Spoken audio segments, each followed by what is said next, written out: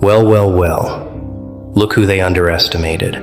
Look who they drew the map for, the timeline for, the trap for, and then watched walk straight through the fire without a single scar they had planned for.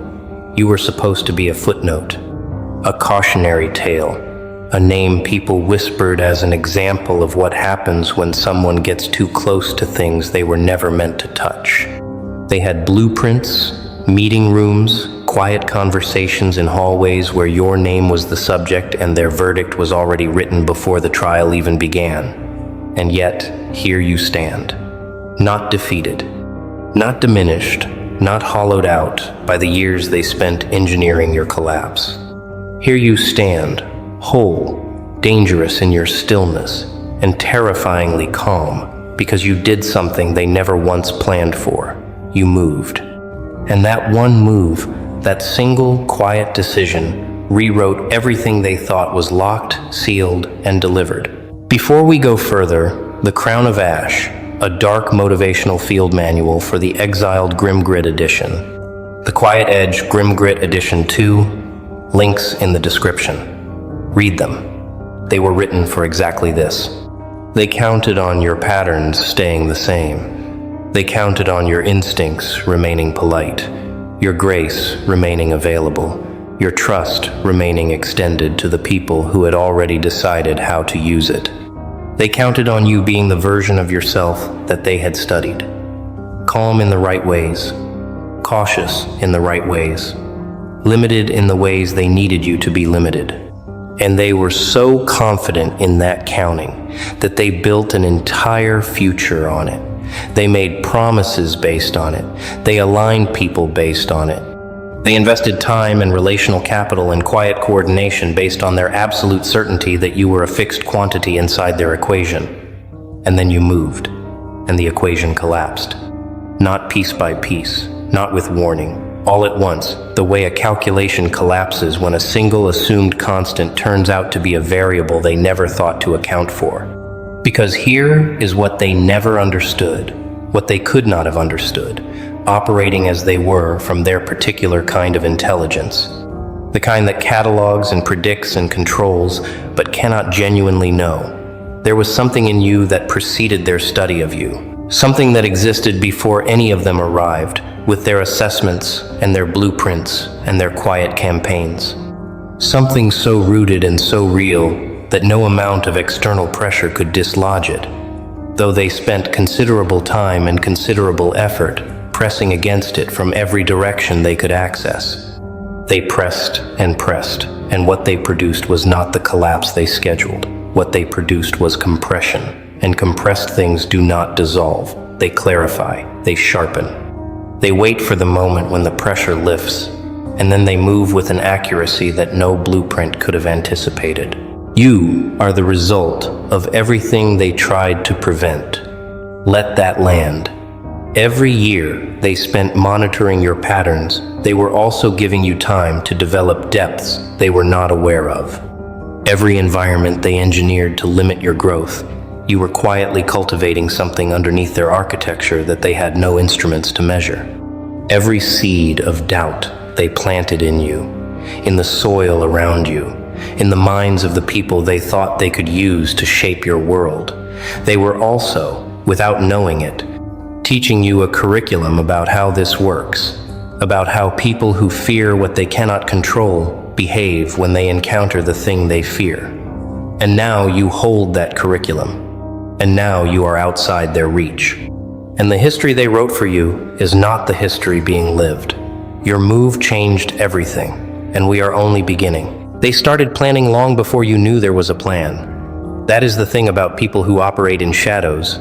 They do not announce the war. They simply begin it, quietly, systematically, with the patience of people who have already decided the outcome before the opening move is placed. They studied your patterns across time, across different environments, across the range of conditions you moved through, without knowing you were being observed as a subject, rather than encountered as a person. They cataloged your loyalties, noted who made you lower your guard, identified who you trusted with the soft parts of yourself that you never showed in public spaces. They took inventory of your vulnerabilities the way a general maps terrain before an invasion. Not out of curiosity, not out of admiration, out of cold and calculated intent to use every soft spot as a pressure point when the moment arrived. They had timelines. They had conversations with people you called allies, in rooms you were not invited into, building a shared language about you that was designed to shape the way those people saw you before they even saw you. They constructed an architecture around your life that was engineered to look like coincidence and feel like fate, a strategic arrangement of circumstances designed to steer you toward a specific outcome they had chosen on your behalf. They moved pieces into position around you the way someone moves pieces on a board, and you were the only player at the table who did not know a game was being played. That was not an accident. The concealment of the game was the game. The gap between what they were doing and what you were able to see was the precise distance they needed to operate freely. You did not know any of this. That is the cruelest part of what they built. They counted on your trust.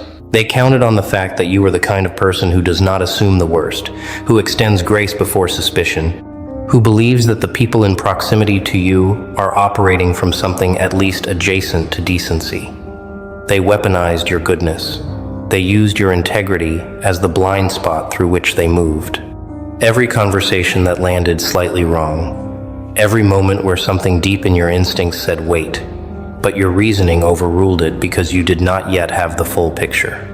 Those were not coincidences. Those were their fingerprints, right there in plain sight the whole time. You could not see them because you were being real in a room full of people performing a concern they did not feel. They assigned roles.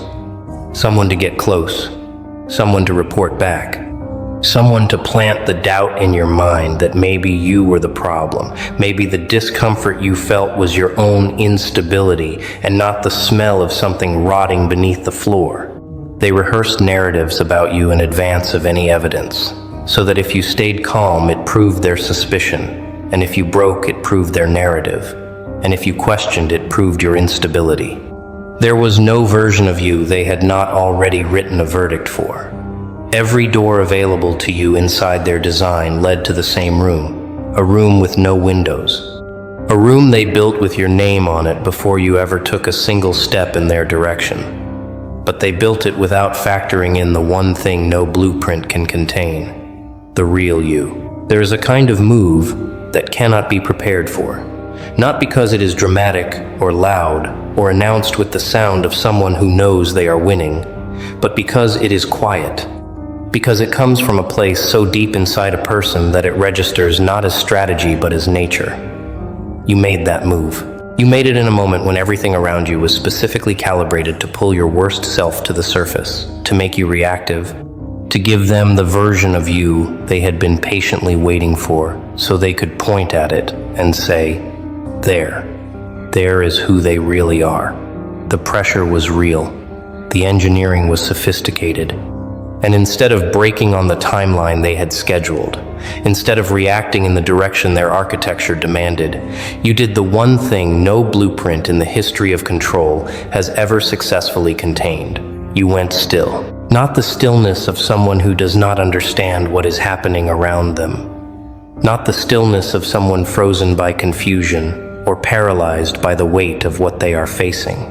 The stillness of someone who sees the entire board. The stillness of someone who recognizes that in a room designed entirely around your reactivity, the most powerful move available is to simply refuse to be reactive. That stillness was not passivity. It was a decision, conscious, deliberate, made from the deepest part of you in real time under conditions designed to make that depth inaccessible. And the moment you made it, the architecture around you had nothing to attach to. The plan required your reaction as its next input. And when that input was withheld, the entire mechanism stalled. And then, from that place of stillness, you moved. Not in revenge, not in exposure, not with the performance of someone who has finally decided to show the world what was done to them. You moved in the direction of your actual truth. You made a decision rooted in principle rather than pain. Chose a direction that aligned with something real inside you. rather than one designed to damage them or elevate you in the eyes of anyone watching. That is the move that history cannot be written around. Not because it was bold in the way that performed boldness is bold, but because it was genuine in a landscape that had been running entirely on performance for as long as you could see in every direction. You walked into their equation as your actual self, and their equation had no variable for that. It simply broke. The aftermath was not immediate. That is what they never tell you about real moves. They do not always announce themselves with instant dramatic consequences that everyone can see. The reversal was quiet. It was the growing silence in rooms that had previously hummed with plans about you. It was the slight recalibration in how certain people positioned themselves in your vicinity. It was the moment when the people holding their breath for your scheduled collapse realized that the schedule had lapsed and the collapse had not arrived. The move changed history not because it was historic in scale, but because it was honest in nature. And honesty, introduced into an environment built entirely on manufactured pressure and coordinated performance, does not just survive, it dominates, because it is the only thing in the room that does not require maintenance to remain standing. You were not in the room when it happened. You were not there for the first crack in their certainty, the first moment when someone said something and the silence that followed communicated more than any response could have. You did not witness the precise expression on the faces of the people who had built your collapse when they realized that their building was empty, that you had not entered it, that the version of you they had built it for was a projection and not a person. You will never see that room, but you do not need to, because the evidence of what happened inside it has been written on every surface of everything that followed, and you have the literacy now to read it clearly. Watch the people who moved in coordination against you. Watch how they move now in the spaces where they cannot avoid being visible to you. There is a hesitation that was not there before, a recalibration in how they position themselves relative to you. The kind of distance that is not disinterest but discomfort, the specific discomfort of someone who does not trust their own predictions anymore. The ones who used to circulate fluent theories about your future are quieter now, in spaces where your name comes up. The ones who used to orbit you, as if studying you, now give you more room than feels natural. These are not accidents of social geometry. These are the involuntary readjustments of people who have realized that the map they were using no longer matches the terrain. They are recalculating, not because they have suddenly developed respect for you in any pure sense, but because you have become genuinely unpredictable to them. And unpredictability in someone you organized to control is not merely inconvenient. It is threatening at a level that goes deeper than strategy. There is something more personal in what they felt when the realization arrived, more uncomfortable than strategic embarrassment, more lasting than the frustration of a failed plan. Because in order to build a blueprint for someone's collapse, you have to have already decided specific things about them. That they are weak in knowable ways, limited in mappable ways. That they will always choose the comfortable option over the courageous one, the safe path over the true one, the performance over the principle. You have to have looked at a full human being and reduced them to a set of predictable inputs and outputs. And when that person defies the reduction, when they demonstrate a depth that your model had no room for, the collapse is not just strategic, it is ontological. The worldview that justified the planning collapses alongside the plan, and that is not a small thing to carry. It follows people into spaces they thought were private. It arrives uninvited at moments they thought were safely removed from the situation. They will revise the narrative. They are practiced revisionists, and they will find a way to reorganize the story so that their position within it remains defensible. They will say, the circumstances changed. They will attribute your move to factors external to you, to luck or timing or variables that had nothing to do with the quality of your character or the depth of your nature. Because acknowledging that you outmoved them by simply being yourself would require a candor that people who operate through control are not architecturally capable of. But underneath every revision, underneath every retelling and re-retelling, The truth persists in them the way truth always persists in the people who witnessed it. They planned everything. Your move changed history. And in the private hours, they know it, especially when they are performing otherwise. People talk about power as if it always announces itself loudly, as if the most powerful presence in any room is the one occupying the most space with volume and declaration and visible force. But you learned something in those years of being their subject, in those years of living inside an architecture designed to use your speech against you. You learned that silence, real silence, not the silence of someone with nothing to say, but the silence of someone who has made a clear decision about who deserves the truth and found the people around them wanting. That silence is the most disorienting force available in an environment built entirely on your reactivity. They needed your words the way a parasite needs a host. Every move they made was calibrated to draw language from you that they could repurpose for their architecture. Every orchestrated misunderstanding was a request for your explanation. Every planted doubt was an invitation to defend yourself. Every strategic piece of social pressure was designed to make you open your mouth and provide the raw material they needed for the case they had already decided to build. And the more clearly you began to see this design, the more your silence transformed from something involuntary, the silence of someone hurt and unsure of what to say, into something deliberate, a refusal, active and principled, and rooted in a clear-eyed assessment that you were not going to provide testimony in a proceeding you had never agreed to participate in. You stopped performing for an audience that had already written your review before the curtain went up. Something extraordinary happened when you stopped. The absence of your explanation created a space that they were compelled to fill. Because people who are trying to build a case against someone they are studying cannot function in the absence of material. When you stopped supplying the material, they were forced to project. And projection, when it comes from people operating from guilt and the need to control, tells the truth about the projector and not the projected upon. Every narrative they invented to fill the silence you created was a confession about themselves.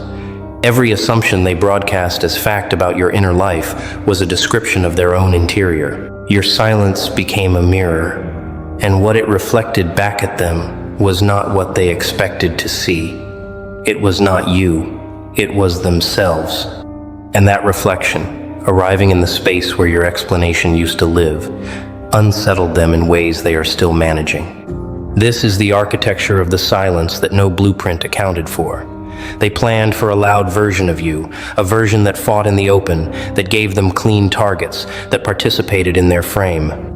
They had nothing prepared for someone who withdrew from the entire economy of their attention and built something different in a space they could not access.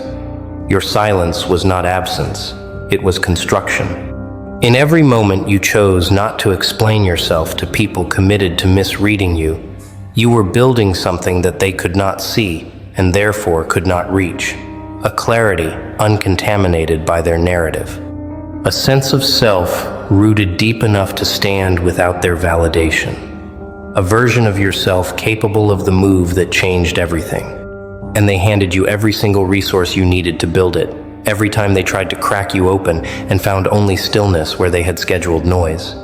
There is a specific and particular cruelty in what they planted.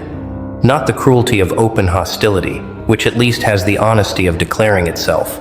The cruelty of seeds, doubt, introduced early, when you were still soft enough to receive it without immediately recognizing it for what it was, dressed in the language of concern, delivered in the register of people who want the best for you, embedded in moments of apparent vulnerability and care. You might want to be careful about how you come across. People have been saying things. I'm only telling you because I want you to succeed. Seeds. Designed not to cause immediate visible damage, but to grow slowly, over time, to become indistinguishable from your own internal voice, to make you doubt yourself from the inside, so they never had to break you from the outside. That is the most sophisticated version of what they do. And it worked, for a time, in the ways it was designed to work. You carried those seeds longer than you will ever be fully comfortable acknowledging. You carried them in the way you second-guessed your instincts at critical moments when your instincts were right. In the way you dimmed yourself in rooms where your full presence would have been exactly what was needed. In the way you apologized for things you had not done and deferred to opinions that had not been earned and softened the edges of truths that deserved to be sharp. You watered their seeds with your own self-examination. You gave them the light of your attention at moments when that attention should have been turned toward the work you were here to do, the relationships that were actually nourishing you, the future they were trying to ensure you never believed you deserved. You were generous with yourself in one direction and suspicious of yourself in another. And the line between those two directions had been drawn by them, not by you. But here is what they could not have anticipated when they chose the soil for their seeds. The soil was already occupied. Something was already growing in you long before any of them arrived with their calibrated concerns and their strategic doubts. Something that preceded every relationship they later poisoned, every environment they subsequently salted, every version of yourself they spent time trying to make you abandon, not a philosophy, not a belief system they could deconstruct with argument. A knowing, quiet, persistent, not always accessible in the loudest moments, but never absent. The kind of knowing that exists underneath every layer of manufactured doubt like bedrock underneath topsoil. Unmovable, patient in the way that only the genuinely real are patient. The kind of knowing that does not announce itself. It simply waits. When the move happened, when the moment arrived that required something deeper than strategy, that knowing was there, exactly where it had always been.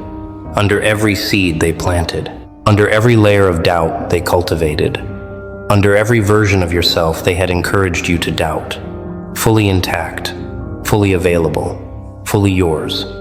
And what grew from the combination of that original knowing and everything they had subjected it to was not what they had planted. It was not collapse or diminishment or the comfortable, manageable version of you they had been trying to produce. The doubt became discernment. The isolation became depth. The pressure that was applied to break you open became the force that compressed you into something more concentrated, more precise, more fundamentally yourself than you would have been without it. They planted the conditions for your undoing. What grew was your clarity. And there is not a version of their strategy that could have predicted that outcome, because it emerged from something in you they never had access to.